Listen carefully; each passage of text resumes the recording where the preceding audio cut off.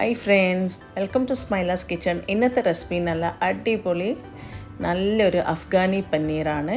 നമുക്കൊന്ന് കാണാം.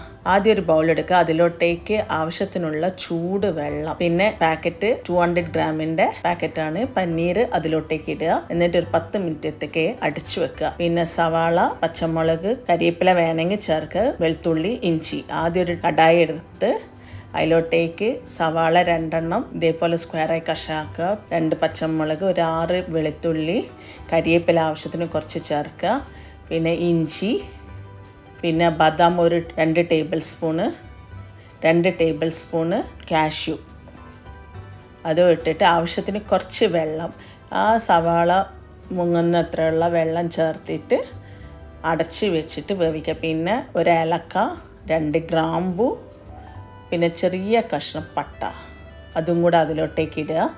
എന്നിട്ട് നല്ലോണം തിളപ്പിച്ച് വേവിച്ച് കൊണ്ടുവരാം കേട്ടോ. പിന്നെ 1 ടീസ്പൂൺ പെരിഞ്ജീരകം കൂടെ ചേർക്കുക.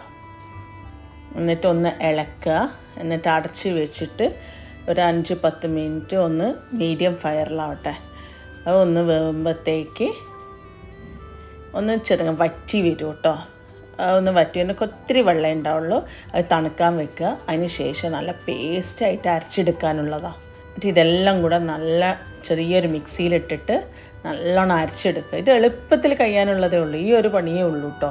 പിന്നെ ഒരു കടായി എടുക്കുക. അതിലോട്ടേക്ക് 1.5 ടേബിൾ സ്പൂൺ ഓയിൽ ഒഴിക്കുക. എന്നിട്ട് നമ്മൾ അരച്ച് വെച്ച മസാലയില്ലേ അതിലോട്ടേക്ക് ചേർക്കുക. ചേർത്തിട്ട് 1 മിനിറ്റ് ഒന്ന് ഇളക്കിയെടുക്കുക. ഒന്ന് ആ ഒരു പച്ചമണമെല്ലാം മാറുന്നവരെ ഒന്ന് ഇളക്കിയെടുത്തതിന് ശേഷം അപ്പം ഉപ്പ് ആവശ്യത്തിന് ഇടുക. ഇട്ടതിന് ശേഷം പിന്നെയും ഒന്ന് ഇളക്കിയെടുക്കുക. എല്ലാം മീഡിയം ഫയറിൽ ചെയ്താൽ മതി കേട്ടോ. അപ്പോൾ ഒന്ന് എണ്ണയിലൊന്ന് ക്ലിയർ ആയിട്ട് വരിക. അങ്ങനെ ജാസ്തി ഓവറായി വറ്റിക്കണ്ട. എന്നിട്ട് 1 ടേബിൾ സ്പൂൺ തൈര് ഒഴിക്കുക. പിന്നെ ആവശ്യത്തിനുള്ള ഫ്രഷ് ക്രീം കുറച്ച് ഒഴിക്കുക. ഒഴിച്ചതിന് ശേഷം കുറച്ച് നല്ല തിക്നെസ് ആണെങ്കിൽ നിങ്ങൾക്ക് ചൂടുവെള്ളം ഒഴിക്കുക, അല്ലെങ്കിൽ പാൽ ഒഴിക്കുക കേട്ടോ. എന്നിട്ട് അതിന് ശേഷം ഞങ്ങൾ സോക്ക് ചെയ്ത് മാറ്റി വെച്ചില്ലേ പനീർ, അത് സ്ട്രെയിൻ ചെയ്തതിന് ശേഷം അത് അതിലോട്ടേക്ക് ഇടുക. എന്നിട്ട് കസ്തൂരി മേത്തി 1/2 ടീസ്പൂൺ അത് ഇടുക.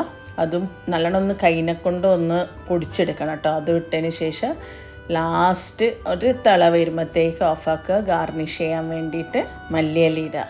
എന്നിട്ട് ഉപ്പെല്ലാം നോക്കുക കറക്റ്റാണോ. എന്നിട്ട് നിങ്ങളെ കട്ടിക്ക് വേണ്ടി കണക്കിന് നോക്കിയിട്ട് പാൽ ഒഴിച്ചാൽ മതി കേട്ടോ. അടിപൊളി പനീർ റെഡി ആയിട്ടുണ്ട്. അഫ്ഗാനി പനീർ നാനിൻ്റെ കൂടെ ചപ്പാത്തിൻ്റെ കൂടെ എല്ലാം അടിപൊളി ടേസ്റ്റാണ്. പിന്നെ ഇത് ഉണ്ടാക്കി നോക്കിയിട്ട് കമൻറ്റ് ബോക്സിൽ അറിയിക്കണം. അടുത്ത ഇതേപോലെ ചെറിയ വീഡിയോ ആയിട്ട് കാണാം. Thank you.